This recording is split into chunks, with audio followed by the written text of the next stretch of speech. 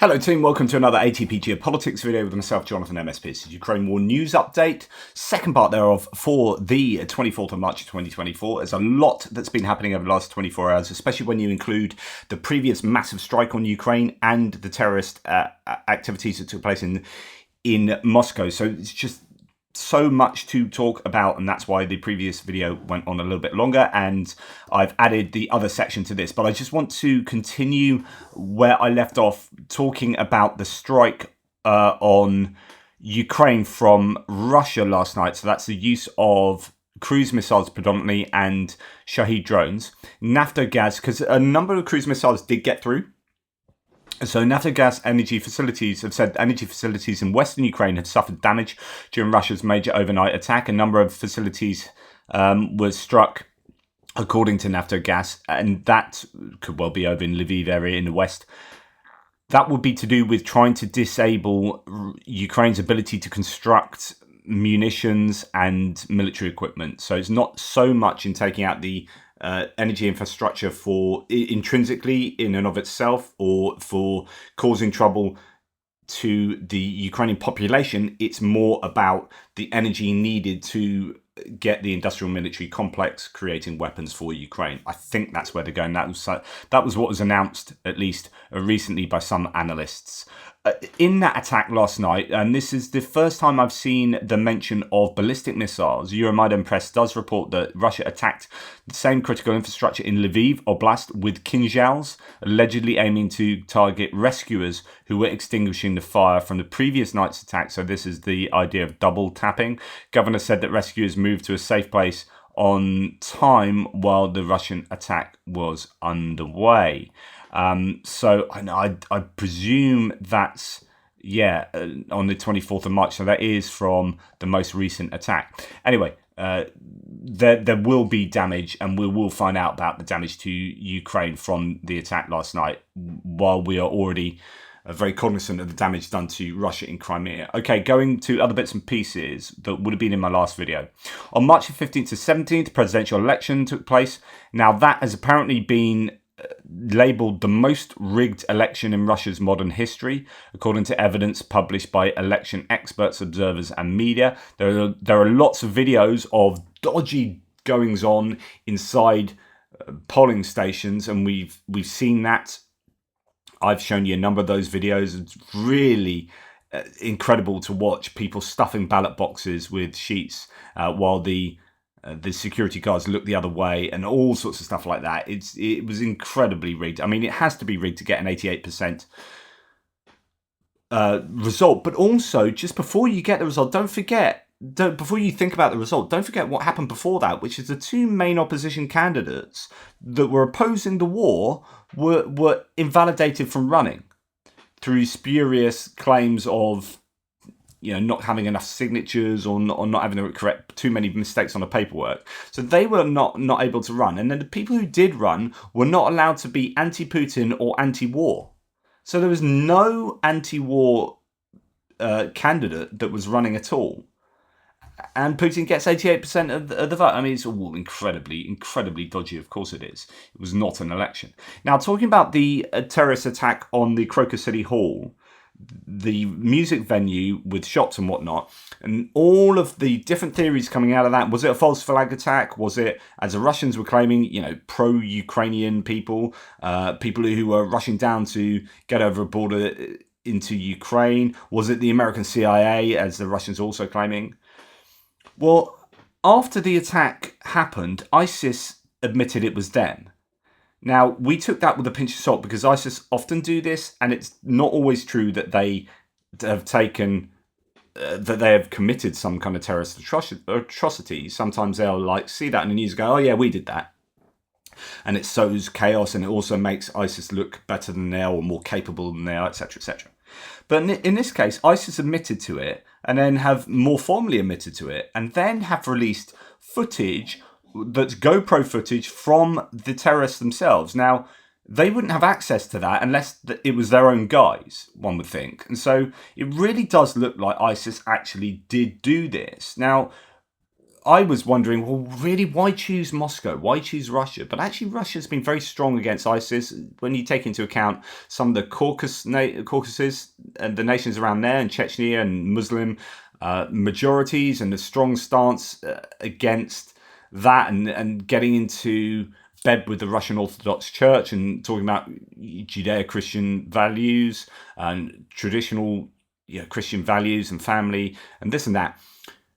Actually, and with Putin saying he's defeated ISIS and proclamations like that, actually there is quite a bit of sense that can be made of ISIS attacking Moscow, which is what they have done, and then released all this footage that I'm not going to show you. It's pretty horrific. So graphic video from Moscow theatre killers has been posted on the Islamic State Amaq platform. They murder people on camera and use religious language. So again, you're putting all these pieces of jigsaw together. This is what I said yesterday. It seems to me that the most plausible explanation of all the data is that a terrorist organisation has genuinely carried this out, and that Russia is trying to capitalise on that and be opportunistic in trying to link it wrongly to Ukraine, and indeed even to the Americans. Anyway, this seems to be borne out by the data that's coming through now, evidently uploaded before their capture. So they murder people on camera and use religious language. The perpetrator's connection to IS and their ideology is clearly established. So much so that the Americans have now come out and fully said this is clearly an ISIS thing. So it's honestly insane that we live in a world where ISIS can commit a terrorist attack, claim responsibility, release body cam footage from the attack, and you still have critical thinkers going, it's definitely not ISIS. And to the point that Darth Putin, it's a parody account, just lays out what's happened here. And this is spot on. So America said initially, ISIS is about to attack you. So this happened 2 weeks ago, where the American Assembly said, get ready for an attack in Moscow. ISIS is going to attack you. We've got intelligence to suggest that. Russia went, liars. ISIS said, we attacked you. And Russia said, this must have been Ukraine. And Ukraine said, it wasn't us. And ISIS said, it was us. And Russia said, there's a van with Ukrainian plates. And everyone else said, they're from Belarus. And then ISIS went, by the way, it was us. And Russia went, we arrested some guys from, I think, is that Iran or Tajikistan? And Tajikistan said, no, you didn't. And ISIS said, it was us. And then Russia says, no, it was the US and Ukraine. And yeah, all the time it's like, hello, it was us, says ISIS. I mean, I'm not trying to make light of a horrific terrorist action. It was a horrific event. But the reaction by Russia to this just shows that they have no credibility. As Thomas Tyner says, Putin has bragged for years about how he defeated ISIS. Now ISIS has hit Moscow and the tin pot Kremlin gnome can't admit that he was lying for a decade, so he blames Ukraine, which is convenient for him. If you believe a word that this mediocre Russian clown Tsar says, you're a moron.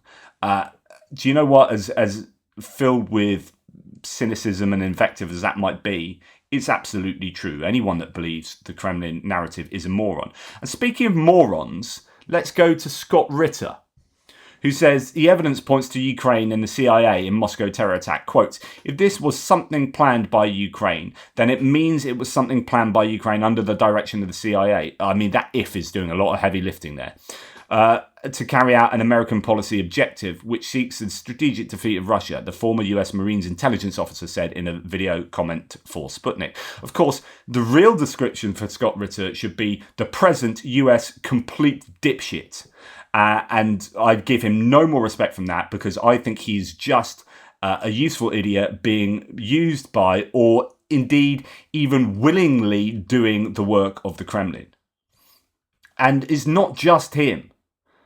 So as Pekka Kaliniemi says, Douglas McGregor is making shit up again. More on this clown. So Douglas McGregor is a retired, colonel from the army, who's basically just like Scott Ritter. The perpetrators of the terrorist attack in Russia escaped from Russia into Ukraine near Belgorod. They didn't. And are directly tied to Muslim elements fighting on behalf of the Ukrainian armed forces. No, they aren't. Were they originally ISIS or something else? I have no idea. But there is little doubt that the MI6... let's bring the British into this. MI6 are now involved. MI6 and CIA are involved. Well, if you want to know about Douglas McGregor, check out Pekka's Vatnik Soup on him. I've debunked a bunch of stuff from both Douglas McGregor and Scott Ritter, and these people are heinous individuals. All members of the Russian government's paid influencers program are out pushing the verbatim Kremlin narrative to earn their rubles, says Jay in Kiev, and he's not wrong here. Listening to or responding to what Douglas McGregor has said. So the narrative being spun by the Russians, with some of their useful idiots helping, is that the CIA and even the MI6 are involved and Ukraine are involved, and that's who these people were operating with or for or whatever. And of course, it just appears like it's ISIS doing what ISIS do and doing it horrifically. And the end result is the wrong people get blamed, and that will help to generate this dislike for both the US, the UK, but the US and Ukraine, so that they can justify a general mobilization. And that's what's going on here. Britain, and I like this from the UK, thanks the UK for doing this, and this is coming, I think, from the Daily Telegraph, is it? Yes, Daily Telegraph. Britain has warned Putin not to use a deadly terror attack in Moscow as an, quote, excuse to intensify its war on Ukraine. That's exactly what is happening and will happen. The Russian president used a speech on Saturday to accuse Kyiv of trying to help the 4 alleged gunmen escape. So there is going to be, because Putin's made a speech where he's very explicitly made that link, there are so many people in the Russian public that will sink every single bit of what Putin says and the Kremlin says into their own personal psyche, and will then have an opinion that is ostensibly entirely incorrect, that falls in line with the Russian narrative, propaganda narrative, and so they will be then whipping up or helping to amplify the Kremlin message that Ukraine are the bad guys and the war is justified and they need to keep doing it and mobilization's fine, because that's what's going to help win this war against Ukraine. Meanwhile, at the same time as Pekka Kaliniemi here, who's a Finnish guy that's fighting against disinformation, says here you can see the statistics of yesterday's bot attack against our IG account. In a matter of minutes, we were flooded with around 1,400 new followers who then sent the same death threat. This ruined our engagement rate, 11% as opposed to 6%. I don't know what that means. If you want to help us bounce back, you can do it by following us on IG here. So the point being is that, and this is happening a load at the moment, is that Russian bots either come and subscribe to someone, then unsubscribe, and then that messes with the algorithm. It happens on Twitter, it happens on, I think, YouTube.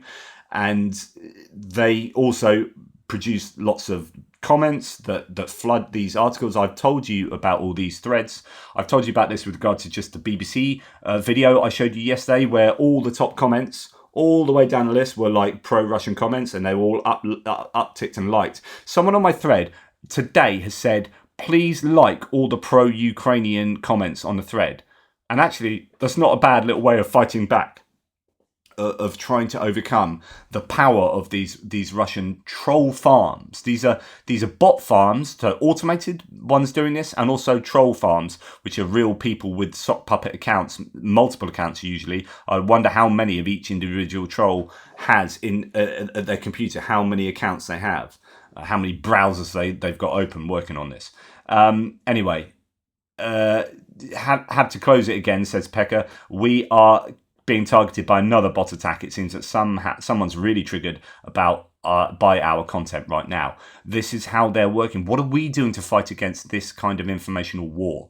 And at the moment, you've got the person that runs, say, Twitter, who's spouting the same shite that the Kremlin is, and it's despicable. Right, moving on to something else. Russia's shadow fleet has record problems with diesel sales. As of March the 17th, 6.2 million barrels of diesel, the main export type of Russian oil products, were in tankers drifting at sea waiting for buyers. When we are talking about the refineries being hit, if the refineries are making diesel fuel from crude oil, so you refine it into, you take your basic crude oil and you refine it into these other products, and this is the main export type of Russian oil products. So some people will say saying, and I was even wondering whether hitting refineries will affect global supply and therefore prices of products. Well, yes, because this is what they export onto the global marketplace. Anton Gerashchenko says sanctions are starting to impede Russia's oil exports, according to Bloomberg. The Russian oil export industry, crucial for financing the Kremlin's activities in Ukraine, faces obstacles as Indian oil refiners refuse tankers owned by state-run Sovcomflot PJSC due to sanctions. And this is what I talked about recently, this news. But just to add these things together, that, you know, if India aren't taking Russian oil, crude oil, to make their own refined products, and if refined products there's a difficulty for Russia to produce refined products because refineries are being hit in Russia by Ukrainian drones actually, then Russia is unable to make the money they need. Now, the US has complained a little bit about this because then the global marketplace has rising prices and that underwrites inflation, which then makes a bit of a problem for anyone trying to get voted in on the back of what would otherwise be a decent economy. If inflation starts hitting, then obviously Biden's going to find it much more difficult to get voted back in.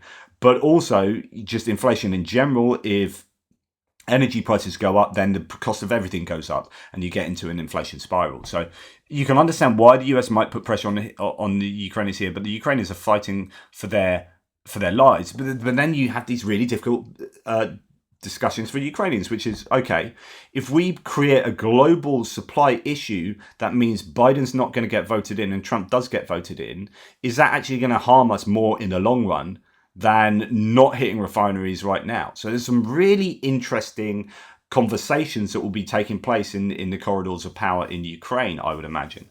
The targeting of Sovcomflot represents a significant tightening of US sanctions against Russia, said Janis Kluger, senior associate for Eastern Europe and Eurasia in the German Institute for the International Security Affairs in Berlin. Quote, "It will not solve the problem of circumvention, but it will drive up shipping costs and price discounts for Russian oil. Since October, the US sanctioned 40 Russian oil tankers. According to Bloomberg's tanker tracking data, none of those sanctioned ships have loaded cargo since being named by the US Treasury." So these ships are sitting out in the ocean waiting for an opportunity to sell their stuff, but places like India and in not accepting them means that these tankers just aren't making money. These developments could gradually squeeze Russian petroleum revenues, aligning with US and allied efforts to thwart President Putin's military aggression. Quote, "Washington still has powerful tools to hurt Russian oil exports, but has used them cautiously, fearing a spike in gas prices in an election year," said Kluger.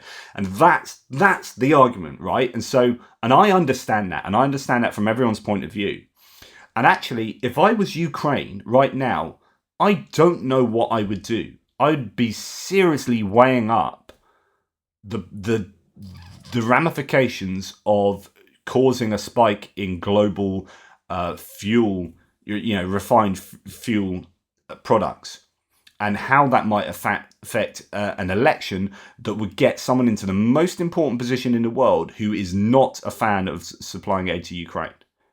So if Ukraine accidentally aid Trump's presidential bid, that is possibly a bigger outcome for Ukraine than taking out the oil refineries. In fact, I wouldn't even say possibly, I'd say it is. And so actually I would be really careful about what I did with the oil refineries. And speaking of which, so they attacked an oil refinery not last night but the night before, or two, actually very close to each other, in the Samara region. And apparently Astra Media reports from its own sources that the AVT-4 unit sustained damage, halting the refinery's production cycle. So the 12th attack on Russian oil refineries in the past 3 weeks has led to a refinery, or at least part of the refinery, shutting down, it seems. Now, on top of that, Ukrainian hackers have found their way into Russian federal services. They've launched cyber attacks targeting several significant servers in Russia. According to a source in the special services, attacks are ongoing. The servers affected include those of the Russian State Awards and Federal Security Service. So that is useful stuff for the Ukrainians there, about crippling the Russian infrastructure so that the Russian government fails to be able to work effectively. Now, Biden has signed a $1.2 trillion US spending bill, so this stops the government shutting down. And this is what, and it's kind of frustrating from from an outsider's point of view, which is like Mike Johnson. I don't like Mike Johnson, but he did the right thing, which is doing a deal with the Democrats to make sure that the government doesn't shut down, right? But in doing that, Marjorie Taylor Greene has gone nuts on him and is trying to vacate his seat. Interestingly, the general consensus across Fox News that's normally very much in support of people like Marjorie Taylor Greene is she's getting a bit of a rinsing.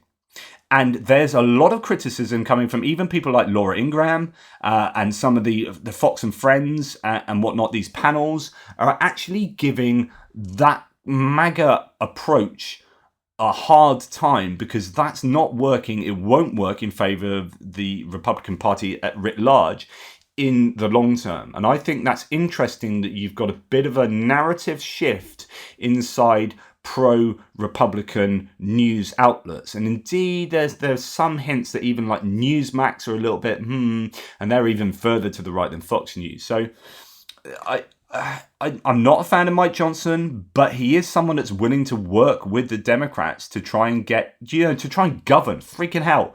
It's like the old adage that the Democrats want to govern, whereas the Republicans want power. It's what some people would say. But they're not interested in actually doing the nitty-gritty of getting stuff done. US President Joe Biden has signed that on March the 23rd, but he said on the back of that he wants... where have I got that? It might be in the geopolitical section.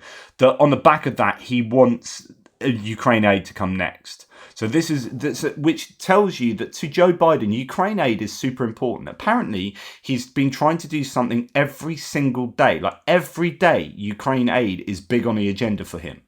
It's like the main issue at the moment.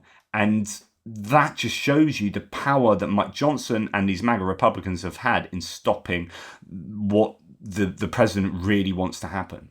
The US Congress passed on March 22nd a bill that allocates 228, so part of this, I presume, is 228 million in military aid for Estonia, Lithuania, and Latvia, and the Estonian Defense Ministry has announced. Right, so what's going on here? This is interesting. So the US Congress passed on March 22nd a bill on March 22nd. A bill that allocates $228 million in military aid for Estonia, Lithuania, Latvia as part of what is called the Baltic, where do we have it? The Baltic Security Initiative. So since 2020, the US Defense Department has been developing military capability and interoperability of the Estonian, Latvian, and Lithuanian militaries through the Baltic Security Initiative. They allocated $225 million in 2023, $169 million the year before that. The focus of the funding is in developing air defense, maritime situational awareness, and land forces. What this to me looks like is in the same way that the Ukraine is building fortifications behind Avdiivka, behind the Berditsy area, that way back from there, they're building these defensive fortifications in case Russia encroaches to the west. Well, the US is building fortifications, if you like, military infrastructure in the Baltic states in case Russia encroaches further to the west. And this is what's happening. And at the same time, we've had reports that NATO is trying to take on more of the role of the US in terms of supporting Ukraine. There are ideas of trying to get that done. Well, could the US be trying to support Ukraine through the back door here, through the Baltic nations, by providing infrastructure for them so they don't have to spend money there, and then they can spend money on getting weaponry and stuff to Ukraine and saying, well, look at what we've done. Look, Lithuania is spending this much money on Ukraine. Well, actually, it's diverted income. This is just totally my speculation, by the way, but diverted income that's because the infrastructure, NATO infrastructure, is being paid for by the US in these contexts, and so the Baltics can spend money more directly on Ukraine. I don't know.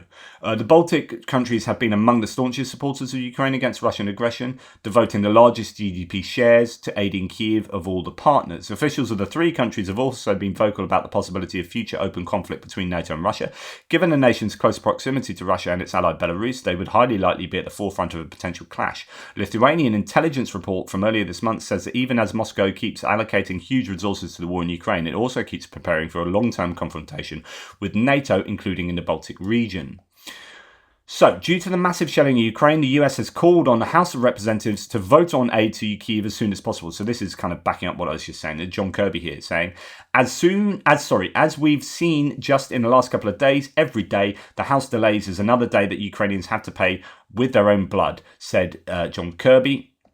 And he's also said Putin is not waiting. He's not sitting idly by. He is making deadly use of every minute available to him. While our Congress refuses to act, he is not wavering, and neither should we. And that's the pressure that's now on Congress to get some kind of bill passed. Given that funding is now being secured for the government, it won't shut down. There's been this move to vacate Mike Johnson. That changes the dynamics amongst Republicans in the House of Representatives. We'll see what happens. Now, on the other hand, let's look at some Russia military equipment here. They are reportedly postponing the delivery of 2 S-400 air defense systems to India.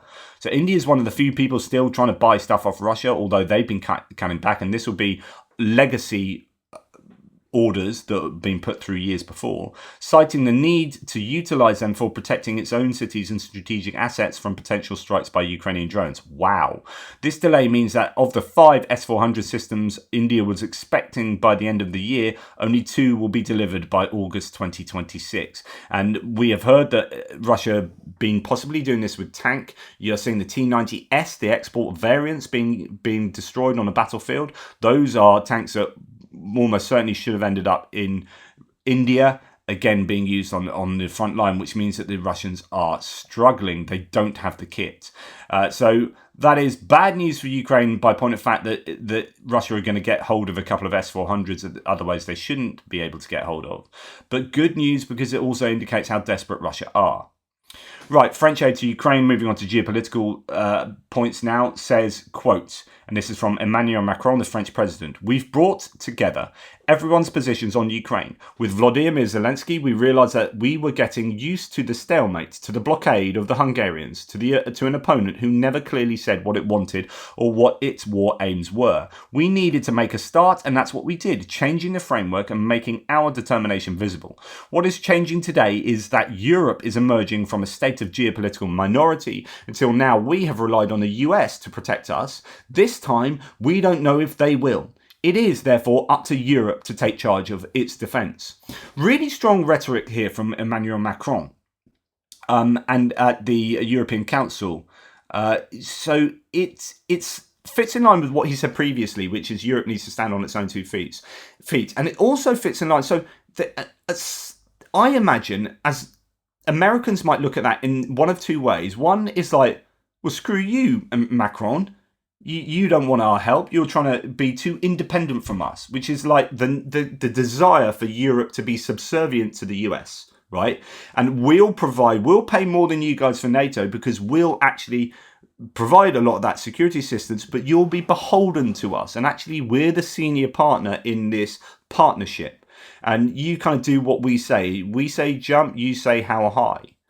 So on the one hand, you might get Americans reacting like that. On the other hand, you might get Americans, like people who would agree with Trump's proclamation that the Europeans aren't spending enough money on defense, saying, well done, Macron. You're going to spend way more and you will sort yourselves out and become more independent of us. But again, the flip side of that is, but that will also mean with that independence comes independent power. And that power is power that the US will no longer have over Europe. So you can see this in 2 different ways. I'm trying to be as fair as possible here to say that, this might be good for the Europeans, bad for the Americans, or good for the Europeans, good for the Americans. You can see it in several ways. But during a meeting of European nationalist leaders, Matteo Salvini, Italy's deputy prime minister, who is under Giorgia Meloni. So Giorgia Meloni is a right-wing leader in one party of 3 parties that are in a far-right coalition in Italy. And there was all this worry because Silvio Berlusconi, the previous Italian leader, who's very much a friend of Putin, indeed called him best friends or dear friends, and they swapped presents and all sorts. He was part of the coalition. He's since died. So Matteo Salvini is a leader of the other party in coalition who's also pro-Russia. And Giorgia Meloni is being very staunchly pro-Ukrainian. So she's in an interesting position of leading a right-wing government in Italy that has two coalition partners who are pro-Russian, but her party, or at least she, is pro-Ukrainian. And she's taking Italy very strongly in the direction of supporting Ukraine. And we talked about this with how some right-wing governments in Europe are not going along the expected trajectory of going towards a nationalist Russian sphere of influence, like Hungary's Viktor Orban and Slovakia's Robert Fico have done. So you've got some right-wing governments in the Nordic countries that are saying, nah, we ain't doing that. We are very much in support of Ukraine. Our experience of Russia is bad, and we don't want to repeat there. So, but you've got Matteo Salvini standing up and being pro-Russian here, kind of undercutting Giorgia Meloni's own rhetoric and positioning.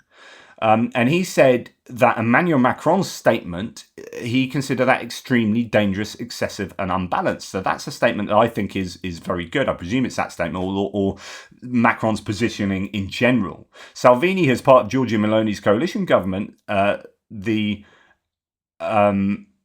Italian Prime Minister called Macron, or no, the Deputy Prime Minister, sorry, and he corrects that, Deputy Prime Minister, yeah. So Salvini, the Deputy Prime Minister, called Macron, quote, a warmonger who talks about war as if there were no problems. We don't want to leave our children a continent ready to enter World War III. A bit of mashed up translation there. But the point is, what I would say back to Salvini is, hey, mate, stop looking at Macron as being the warmonger here and look at the person that actually started a war, the ultimate warmonger. Macron is being absolutely spot on with his rhetoric and what he says. You, on the other hand, are being a useful idiot or a pawn for the Kremlin, for Putin. And Putin is the ultimate warmonger, and he's the one that wants to lead the children of the continent of Europe entering into World War III. It's not Macron. Like, all this rhetoric does is to support appeasement and support Russian power and influence seeping its way into European politics. So Matteo Salvini I've never liked him at all, one iota. He's a terrible human being in my books, and this just goes to show exactly where he stands. But on this whole idea of Europe and America and America having this overarching security, overarching power, this hegemony that is the US, but also how it exports security and, in a sense, keeps Europe subservient. Europe is trying, says Nexter, to fill a US-shaped hole in funding for Ukraine. Actually, that's referring to what CNN has reported. According to the publication CNN, Europe is trying to fill the needs of Ukraine that have arisen due to the blocking of US aid. CNN emphasizes that the EU actually has the money to close the gap, but the issue is political will. So then we go back to Matteo Salvini, Robert Fico, Viktor Orban, of course, Marine Le Pen, Geert Wilders. Are these particular people around Europe stopping Europe having the political will to put the money where their mouth is and support Ukraine and stand up to Russia? Quote, yes, Europe can fill the gap left by the US, and in some respects is trying to do just that, but it all depends on whether Ukraine's biggest allies in Europe can keep winning the argument. And winning the argument is winning at the ballot boxes. So when the members of European Parliament, the MEP elections come up in, is it June this year? Who will win those? Because that's the argument here. And because immigration is still such a big issue in Europe, you will get right-wing MEPs coming to power in Europe on the back of immigration, but they will smuggle in with that baggage pro-Russian sentiment. You can bet your bottom dollar. So these coming European elections will be about immigration, but really it's about support for Russia. And I really worry that the European elections will go the wrong way for the establishment in Europe. And goodness me, it's unusual for me to be trying to espouse or advocate for establishment politicians here, but actually I do. I think you're safest at the moment with establishment centrist politics in the US, and you're safest with that in Europe, because at the moment the biggest threat is one of international security coming from a growing worldview centered in Chinese and Russian geopolitics that I think is fundamentally a threat to our way of life. And so when you see the fringe gaining popularity, I think that only helps the Russian objectives here. But that will happen. Immigration will be on the ballot come June. Right. At the same time, this is happening in Slovakia, but Slovakia is that much closer to Russia and is struggling already with its Robert Fico coalition-led coalition that is in bed with the far right. Although he's supposedly a centre-left populist, his populist ideologies and policies appear to be just far right at the moment, and his coalition partners, at least one of them, is a far right party. So Robert Fico is being very pro-Russia, and this is causing people in Slovakia to be actually coming out in protest against that. And they've got the presidential elections, which is somewhat more ceremonial than a prime minister. And you have Peter Pellegrini, who is your pro-Russian person, on fighting with, I guess, the present administration, Fico's administration. And then you have diplomat Ivan Korkot, who is the parliamentary speaker and is very pro-EU, standing against him. And it looks like the pro-EU candidate has won the first round, which is really good news. So in Slovakia, pro-Western candidate Ivan Korkot, who supports Ukraine, won the first round of the presidential election. 42.5% of the vote was won by him. He promises to be a counterbalance to the nationalist government, Prime Minister Robert Fico, who is against military aid to Ukraine and supports negotiations. So when it comes to the next round, I don't know what happens going forward. In 2014, this is going through to the history of Robert Fico. So Robert Fico was forced from office. There was a murder of a journalist who was investigating him, and I think the partner as well, or husband. And Robert Fico is highly controversial anyway. And then he's prime minister. At the moment, Slovakia's sitting president is a green activist and lawyer, Zuzana Kaputova, who's very much in support of the EU and Ukraine. Likewise being the country's most trusted politician as well, with Focus measuring 58% support in January 2020. Since Fico returned to office for the fourth term last October, Kaputova has strongly opposed what she termed his government's unprecedented changes to the country's penal code and its dovish stance on Russia's aggression against Ukraine. After Jan Kuciak's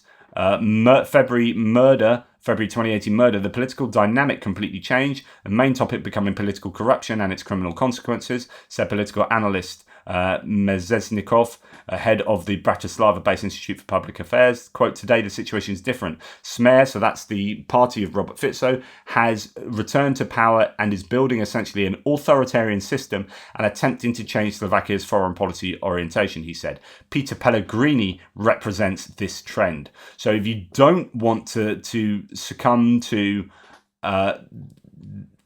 corruption and Russian influence, then you do not want to vote for Pellegrini. If you want to be westward looking towards the EU and in support of Ukraine, then it's important that Ivan Korkot is voted in to that role. Anyway, that's enough from me. Please like, subscribe and share. Sorry, there's so much information. It's too much of me talking, but unfortunately, to understand what goes on in Ukraine, we also need to understand what's going on in each of these countries around Ukraine and in Europe as a whole. So the EU is one 27 member state organization, is depending on those 27 member states. And if those member states are moving in a certain political direction because of, say, immigration or this and that or Russian influence, then that affects the outcome of what happens with decision making concerning Ukraine. And so for people in the US or for anywhere in the world, like who are my audience members, we have to spend more time understanding. It's just a lot of effort, a lot of listening to me, understanding what's going on in the wider world to understand what's taking place with regard to Russia and Ukraine. Such is the case that one of my viewers, John P, has said, I haven't got time to watch Andrew, Perpetua, Greg and you.